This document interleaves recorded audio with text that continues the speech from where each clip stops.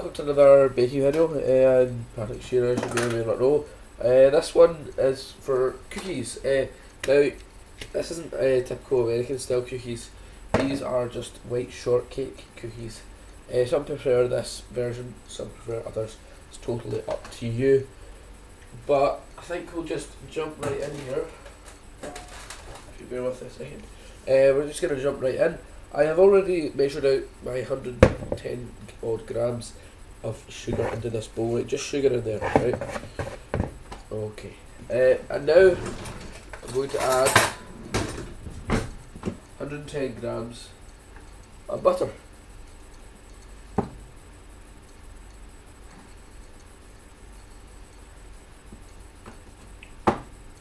So just measure it onto your scales. Like so.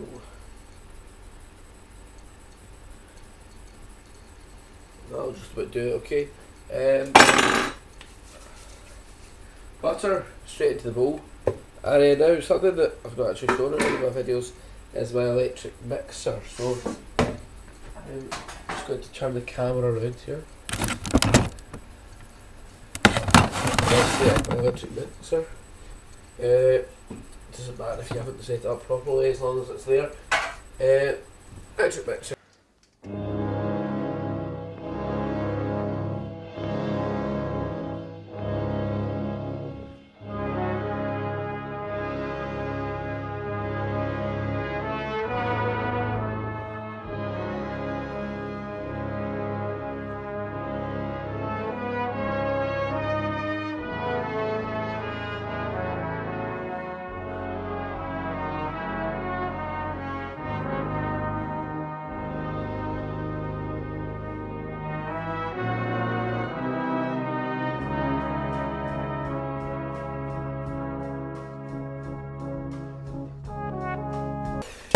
Okay, so once that's done, you're ready to move on to the next stage. Now from now on, that electric mixer's pretty much finished with. So the next step is flour. What have I done with flour? Here it is, okay. So just take your scales again and measure out your flour.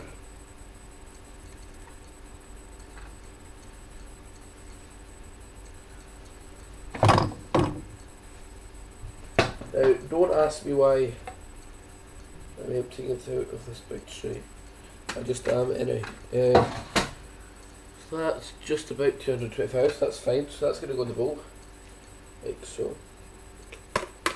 So now that's flour, sugar and butter in the bowl. And now we're going to get ourselves a wee wooden spoon and start mixing that up, okay?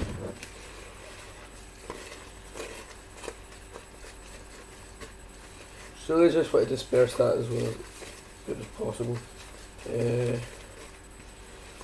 Just keep mixing it up until it's dispersed as well. If you want to use your electric whisk, then by all means go ahead.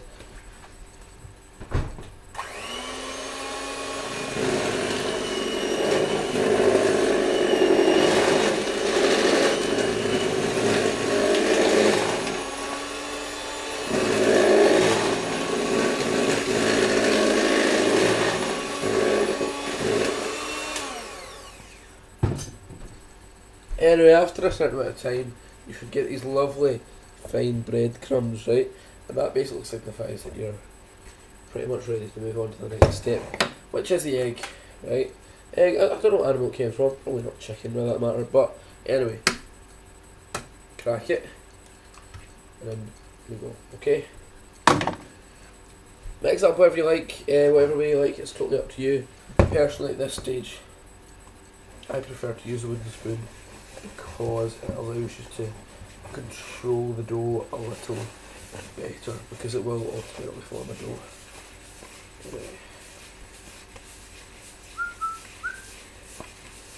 You just want to keep mixing this up, and then you'll start to see it sort of form together. And as that happens, you know, you start to say, well done. Because if it's working for you, then you must be doing something right.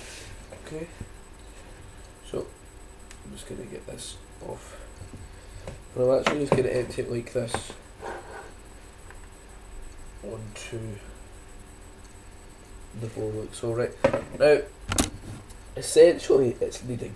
Some people say, oh no, this isn't a kneading process, but personally I do believe that it is actually kneading what you're doing, because basically you're trying to form the dough, make it a wee bit more springy, a wee bit more spongy, you know.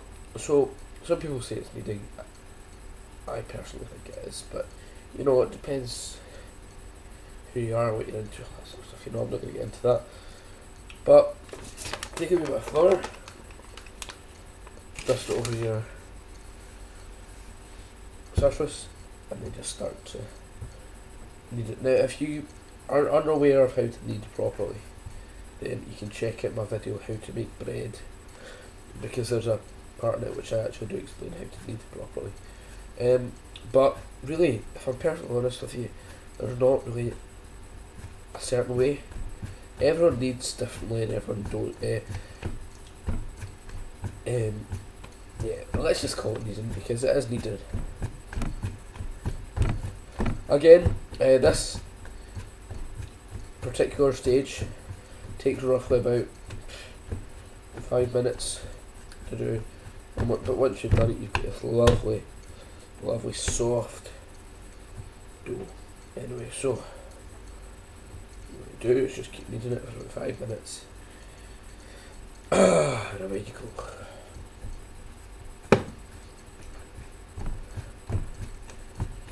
Now, I would suggest at this point, if you've got a spare second, just taking time to turn on your oven. Right, I've set it to, as I always do, just the highest heat that I have on my oven. Some people, you know, they prefer to be pernickety, but I believe that if you cook it at about 180 degrees for about 10 minutes, it also works just as well. Now, after about 10 minutes of kneading, well, not 10, sorry, 5 minutes of kneading, you should get this lovely dough, right? Lovely, nice dough as you do, right? So, what you're going to do is you're going to flatten it out. Whichever way you want to flatten it out, you can. Get a rolling pin, just use your hands, do whatever you feel like doing to knead it out. And next comes the slightly more fun stage, because you can do whatever you like here. You can choose a shape you want to cut this into. Personally, I think it's best just to go for circles. But you know, I'm just one person, other people do believe differently. So I'm going to get my cutter. Now yes, you're right, this isn't actually an actual cutter, but it works on the same principle, okay?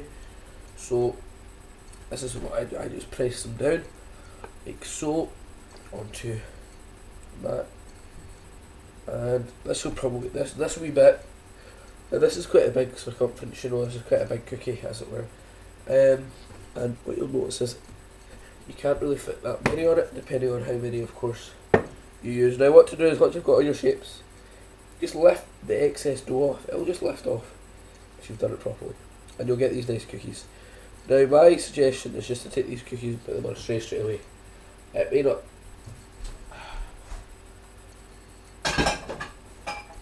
This is the tray I'm going to use, so you can use whatever tray you like, but just put them on your tray, just so you get a general idea of how much space you've actually got in your tray. These cookies are going to be quite big, probably fit maybe at a push 5 or 6. 5, definitely 6 maybe. But what to do is, once you've taken off the excess, literally all you have to do is roll it up again, dust it a wee bit more flour probably, and then start the whole process once again. So it's not that big a deal.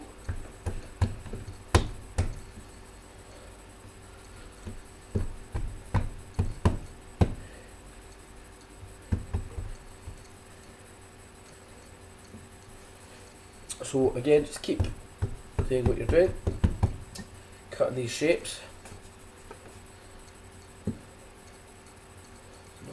for me. It's 5 at the moment I've got. There's a 6 right there. Okay, now again, you can make them into whatever shape you like, or who you are and what you like to do. So, just do so. And also, I would suggest if you've got like anything, it's even just a wee bit of dough, spoon, just take that as well. That's absolutely fine. Or a wee bit left in the bowl. Take that on top and just roll it up a wee bit better, as usual.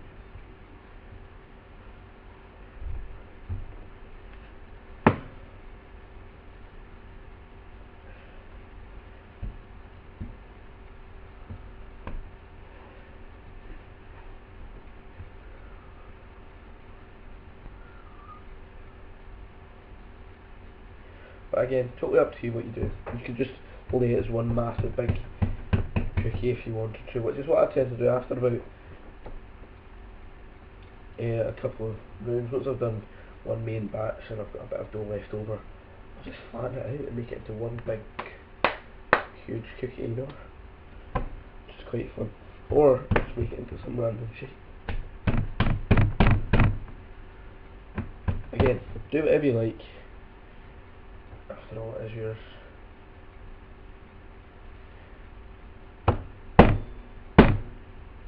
Stick it on an oven tray, put it in an oven. That's you.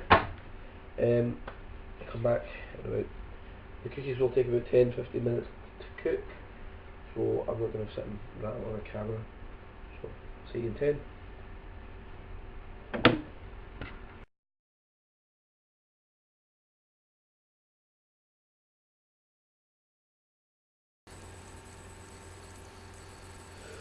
Okay, well these have been cooling in the oven for roughly about 10 minutes now, and that's him cooked, and I've left them to cool for a bit.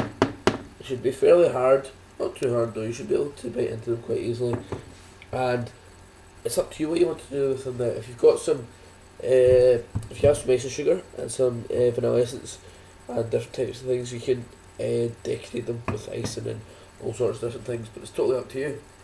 Anyway, hope you enjoyed the video. I would definitely suggest try to make these because they're very easy to make and they're good for parties, for just a snack, or really anything. Okay? Well, hopefully you can, if you enjoy the video, you can rate, comment and subscribe and all that crap. Right?